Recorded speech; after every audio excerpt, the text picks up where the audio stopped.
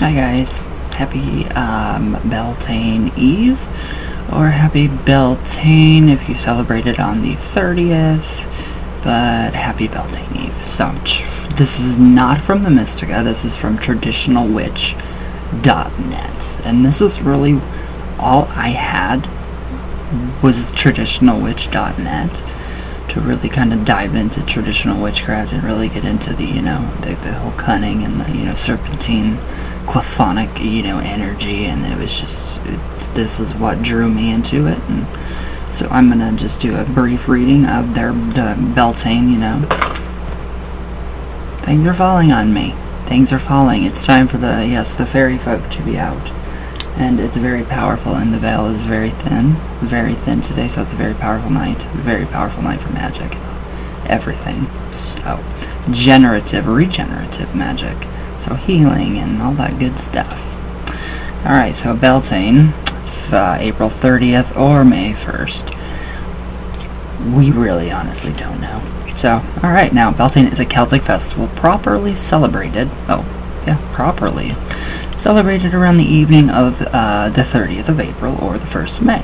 So it is a fire festival celebrating the beginning of the pastoral summer season, fertility, renewal, and purification. So it is very important to purify, renew, and with the regenerative forces of the serpentine energy in the earth. It'd be perfect to go out today, and it's rightly raining big time, so yeah, you can't, but it would be nice to, tomorrow, maybe if it's not raining, it's Friday, I don't think it's supposed to rain, you can go out and you can find, just use your intuition to guide you around the serpentine energy in the earth, and you'll find it, and you'll be able to, raise that, those virtues and those powers up and store them inside of yourself or your staff for later use, or do some simple knot magic. It's really easy. So, alright, now, in the traditional crop, Beltane or May Eve, it is the time for hand fasting and the symbolic sacred marriage between the Lord of the Greenwood and his flower bride. Now, it is a time of mirth, joy, and happiness, because the faith is a religion of love and light. So it is the festival where the lady, or maid, is crowned as the May Queen, and a circlet of wild flowers are around her head. Alright, so we saw this in Sabrina. They were celebrating Ostara, or the hair moon, but everything that they did, it corresponded with Beltane, so I'm not 100% sure, and the summer solstice, so I honestly don't know what they were celebrating, but whatever. Now, the god represented by the stag garland with birch, hazel, hawthorn, and willow now relinquishes his dark winter aspect. He's no longer the lord of the hunt, the wild hunt, and he becomes the green man, the lord of the woods. In this form, he will rule throughout the autumn. Well, through to the autumn. So we have the green man now. So yes, Easter eggs. Obviously Easter eggs. But it's nothing like what you see on Sabrina. At all. So, where'd I go? Oh, towards the end of April, and just a week before Beltane is St. George's Day. Now, George was Greek, and it thought that the legend of St. George was brought back to England by returning crusading knights. Now, in the 13th century, he replaces St. Edward as patron saint of England by popular demand. In the legend, St. George is a brave knight who rescues a fair virgin or maiden from a dragon who is holding her prisoner in a cave. So the symbolism of the legend is connected with the coming of spring. The knight is the young god fully armed in his warrior aspect. The virgin is the spring goddess, and the dragon is the life force stirring in the cave, or the womb of Mother Earth. So yes, the serpentine energy. So the symbolism is underlined by the story that St. George is martyred, then, Christ-like, rises from the dead. So the medieval Christian legend of St. George goes back to the myth of the Middle Eastern god Bel, who saw the sea beast Tiamat. In the Canaanite myth, it is Baal who killed the serpent, dies, went to the underworld, and was rescued by his sister and consort Anat. I can't talk. Alright, now, the Christians associated the dragon or serpent with Satan. Ugh. I'm so tired of Christianity. In the biblical myths of the war in heaven, Michael battles Lucifer and his rebel angels. Now the archangel of the light, firstborn of God, is cast down to earth and becomes Lord of the world. An emerald falls from his crown and is eventually carved into the cup, which is used by Jesus at the Last Supper. So Lucifer, wrongly associated with Satan, is described as the great dragon or the old serpent. So it has nothing to do with Satan and Christianity whatsoever, so at all. Now this battle between a male god and a serpent, seen as the symbol of the feminine, has been taken by modern feminists as typical of the subjugation of women by patriarchal societies. So yes, very true. Christianity is very patriarchal. They're not matriarchal at all. It's all about the men being more powerful and over, women subduing, and just it's sickening. Anyways, I will not go into my own feminism right now. Yeah, you can be a male and a feminist at the same time. Who would have thought that? Alright, so let me see, where did I go? So as in many cases, the truth is not so simplistic, though. So the legend of St. George is closely associated with the eternal battle between good and evil, death and rebirth, summer and winter, which lies at the heart of the mythic wheel of the year, and the pagan drama of divine kingship and the sacrificed god. So, now in the folklore calendar, Beltane was not only a time for orgiastic festivals, ooh, I like that word, to mark the beginning of summer, but also a time for more serious rituals to protect the land and our livestock. So Beltane was then the cattle and sheep were turned out to summer pastures, where they were taken up to the hills. So yeah, this is really, really nice. I like this. I love traditionalwitch.net. You guys are amazing. So now in Irish mythology, in the beginning of the year, for the Tuatha De Danann, and the Milesians started at Beltane. Great bonfires would herald in the summer in hope of a good harvest, so prosperity and well-being to all. Now early Gaelic sources from around the 10th century state that the Druids would create a need fire on top of a hill on this day and rush the village's cattle through the fires to purify them and bring luck. So this practice continued long after the Druids had gone. Wow, that's weird. I wouldn't want to harm the animals. So and village elders would take on the role of lighting the need fire for the village. Now people would also go between the fires to purify themselves. So that's like jumping the fire. So that's different, but yeah, no animals for me. So this was also echoed throughout history after Christianization, with lay people instead of Druid priests creating the need fire. So the festival actually persisted widely up until the 1950s. So, and in some places the celebration of Beltane continues today. It is celebrated. So a revived Beltane Fire Festival has been held every year since 1988 during the night of April 30th on Calton Hill in Edinburgh, Scotland, and attended up to 15,000 people. Wow, 15,000 people celebrating. That is amazing. I love it. It's incredible. So, many people confuse Beltane and May Day. So, the two traditions are linked but quite separate. May Day derives from a Germanic festival and is more associated with dancing around the maypole, an ancient fertility symbol. So, now within Lupercalia, we see that too, but it's the matching, and that's just weird. So, in what was once one of England's most important festivals of the year, May Day and Beltane obviously have much in common, as both celebrate new growth and fertility. Even when May Day celebrations were banned in the late 16th century for being immoral, the customs died hard, and it wasn't too long before the festivities were once again widespread. But long before May Day celebrations, with their maypole dancing, garlands, and dances became popular, the ancient fire festival of Beltane took place for centuries in the Celtic Islands. So the holiday was also known as Rodmas in England, and I don't know this one in Germany. Walpurgis Night, or May Eve, the witches of Europe were said to attend the grand Sabbath of the year at the Brocken Mountain in Germany. So there it was commonly believed wild orgies were held, presided over by the devil. Yeah, no. In reality, the Brocken is sacred to Freya and Holda. So near its summit is a holy well, an ancient stone altar, and a dancing ground.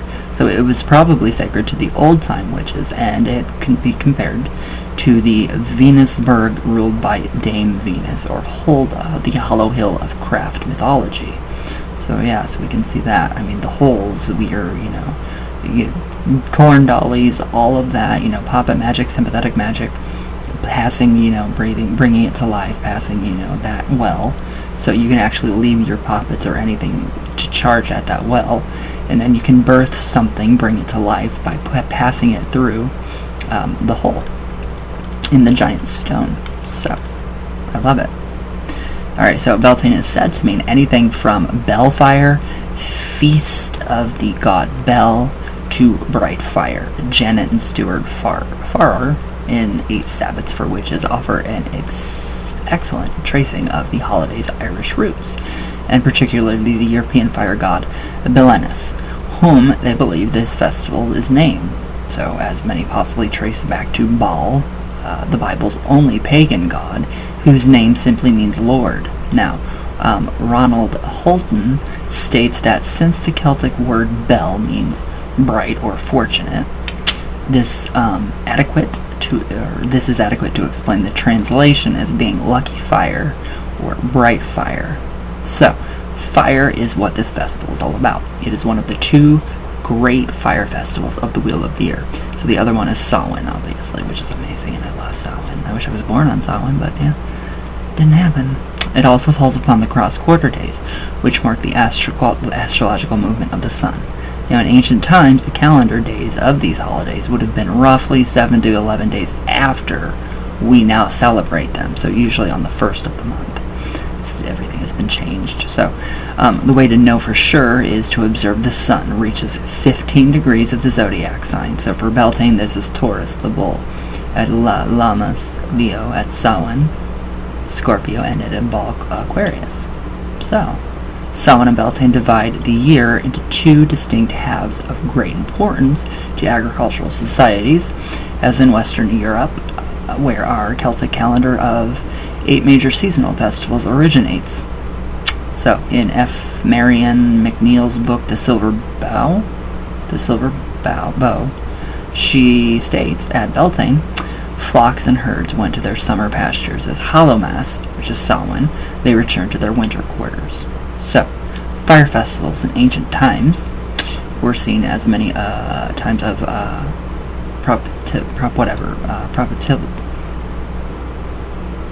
purification and sacrifice. So, to sacrifice the mysterious forces of nature and ensure fertility in the field, and on the hearth. Okay, that did not make sense, that sentence, but anyways. In ancient times, this meant human sacrifice as well as animal sacrifice. The spilling of blood to nourish the soil, the theme of the sacrificial king to generate good harvest. So we have moved on from those days, obviously. We don't sacrifice people or animals, well, at least I don't. So, it's pretty strange. Where did I go? I don't know where I went. So we've moved on from those days, and modern witches do not indulge in human sacrifice to, sacrifice the land, or regenerate the land. Life energy can be given in many ways, rather than ritual killing. So, giving etheric energy to the land or the universe, picking up our own finger and giving a drop of our blood, or offering libation to the soil, which is pretty good. I mean, it's actually really good. Okay, now as for purification, fire has always been seen as its chief agent. Traditionally, all domestic fires in Irish, English, and Scottish households were extinguished on Beltane Eve, after having been kept lit continuously all year. Now, just before dawn, villagers would process with their animals up to the hillsides to the highest point where fires would be kindled and relit for people to see for miles around. That'd be beautiful. That would be honestly beautiful. So it was also traditional to build these fires out of 9 of the sacred woods from the Druidic folklore, including oak, ash, thorn, rowan, apple, birch, adder, elder, maple, elm, gorse, holly, hawthorn, and others. So the bonfires were lit so that a narrow passage existed between 2 fires. So between the horns, literally, muka, between the horns, betwixt. Where did I go? I don't know where I went. Okay, so that the cattle and other livestock could be led between the fires to purify them from disease or sterility for the coming year. So, torches of dried sedge, gorse, or heather were also lit and carried around remaining flocks or stables to purify the air. So, that's very old, and we still see these customs practiced today too. Not the sacrificing, but others, especially for Beltane. So modern traditions, we all know what the modern traditions are, but modern pagans celebrate Beltane as a festival of a reawakening, spring, of fertility, of the renewal of the life force, of creativity, of rebirth, of love and sexuality, or birth and regeneration. So, larger pagan gatherings may feature maypole dancing, or the relighting of the Beltane fire, as has been carried out in Edinburgh for the last 20 years or so.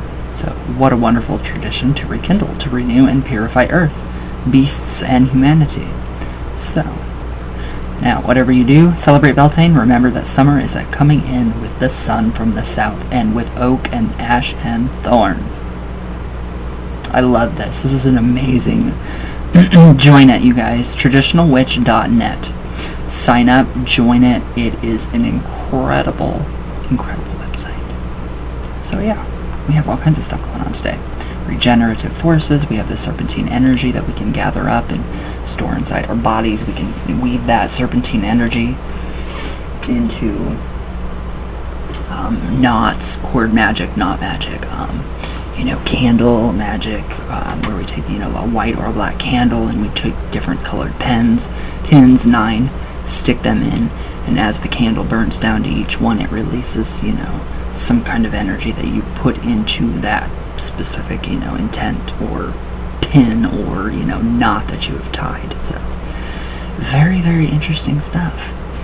Yes, I'm just like reconnecting with my, roots. It feels like I'm coming home again for the 50th time. Well, actually for the second time. Second.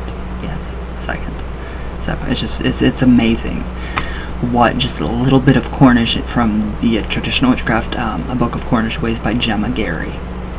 It's literally, it's been just, something amazing for me. So, and patrons, you guys are getting your goodies on, Patreon, obviously, duh. Anyways, I hope you guys enjoy, and I'll see you guys tomorrow. So, happy Beltane Eve, or Happy Beltane, Happy May Day Eve. But yes, otherwise, whatever. I don't even know what I'm trying to say. So, anyways, I love you all with all my heart. Please stay safe, guys. From where? Venus, of course, all the way back down. There we go. Alright, I love you all. And you guys are fucking amazing. So, never forget that. And I'll see you guys tomorrow.